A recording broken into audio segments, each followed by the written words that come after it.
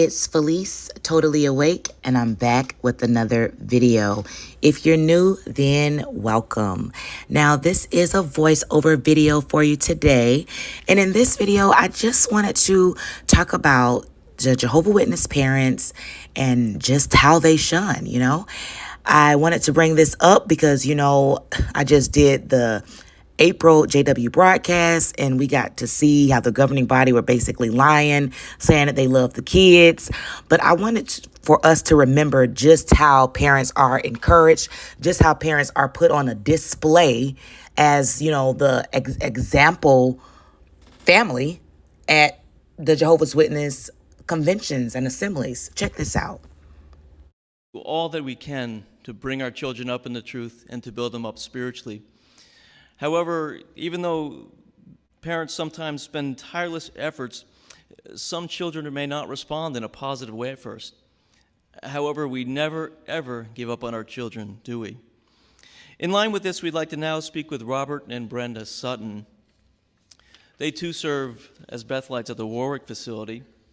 And prior to coming to New York, Brother and Sister Sutton raised 3 children. Brother and Sister Sutton, tell us a little bit about your spiritual routine as you raised your 3 children.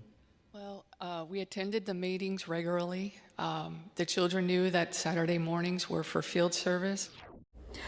Okay, so let's just talk about that for a little minute. Saturdays being for field service. That's a boring way of life, isn't it? I mean, we as kids went to school 5 days a week. Not to mention back in the day, we went to the Kingdom Hall 3 times a week. Oh, and then we still had to have our personal Bible study, okay? We still had to study for the meetings. And then we still had to go out in field service on a Saturday. That's too much church for us. Okay, get a kids a break. I mean, nowadays I have 3 kids and my kids are really into sports. So on the weekends, I'm still finding myself having to get up on a Saturday to go to my kids' sports. However, I would much rather be going to my kids' sports than knocking on people's doors on Saturday, spreading a false message that nobody wants to hear. Okay. And every week we had a family worship.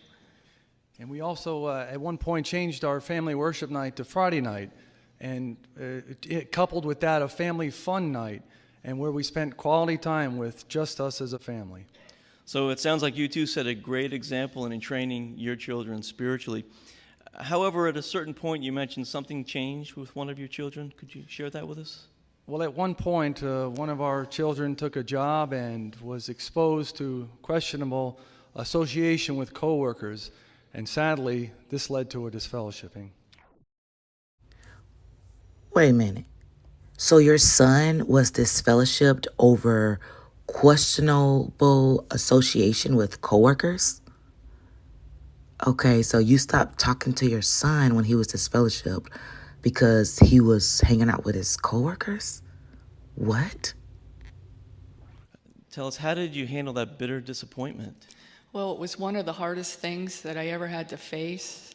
I had many sleepless nights praying to Jehovah, but I came to realize that we needed to trust in what Proverbs 22 and verse 6 says. Wow. This mom just stated that it was the hardest thing she had to face when her son was disfellowshipped.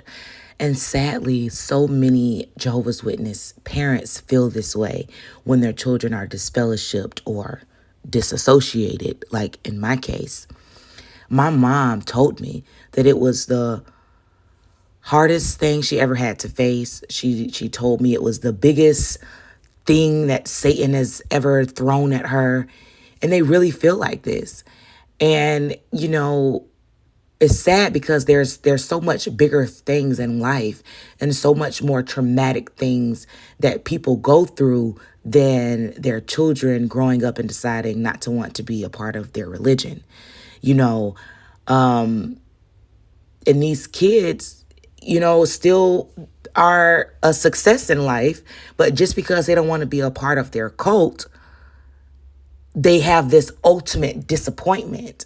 And it's just really unfortunate. And I wish that the parents can see that, this is just a small thing and it doesn't have to ruin your relationship with your child. You can still be a mother, a parent, a father, whatever to your child.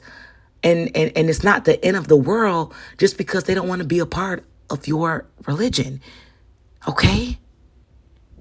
Train a boy in the way he should go. Even when he grows old, he will not depart from it.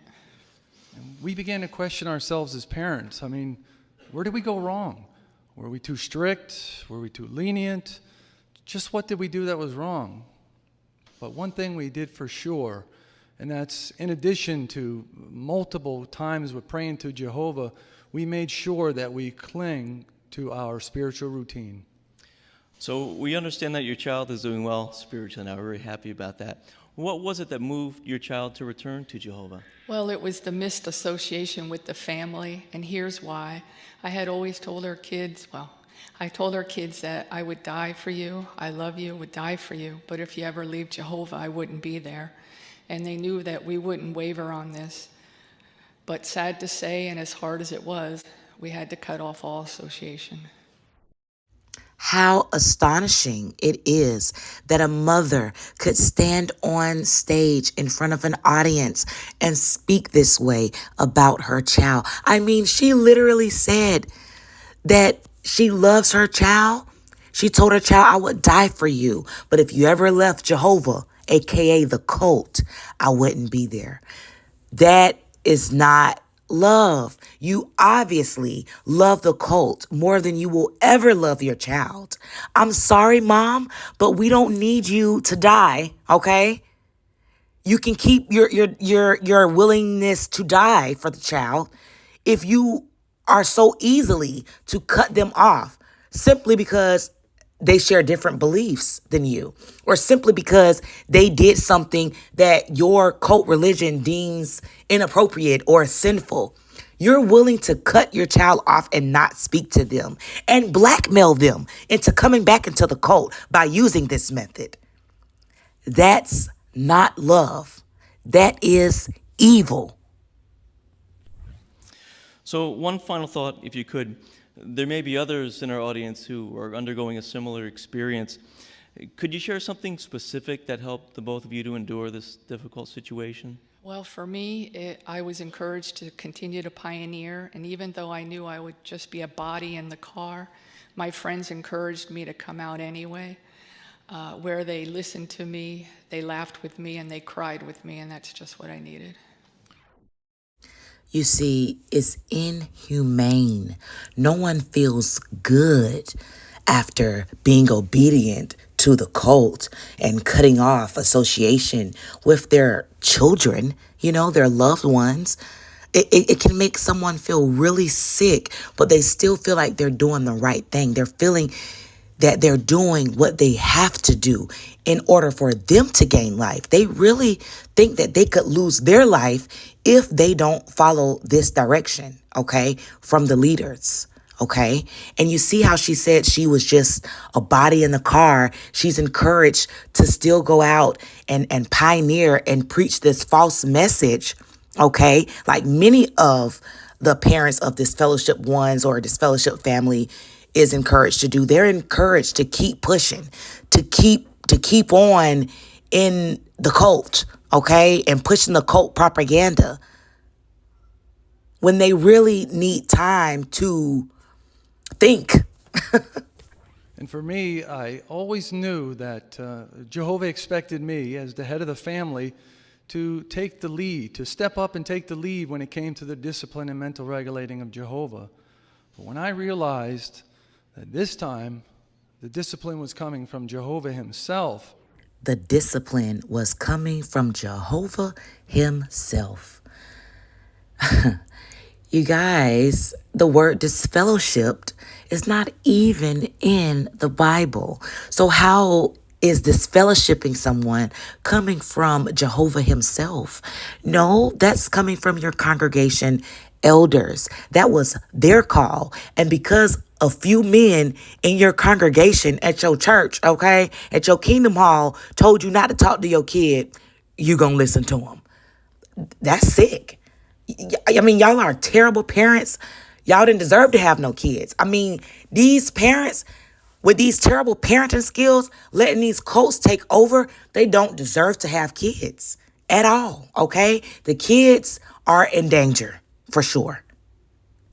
I had to not step up, but I had to step back and loyally follow Jehovah in the way that he was running this discipline. And this is what helped me to understand my role in the situation. Well, we want to thank you both very much for your excellent example and sharing that personal experience. It's not Jehovah's discipline. It's a made up disciplinary system, okay?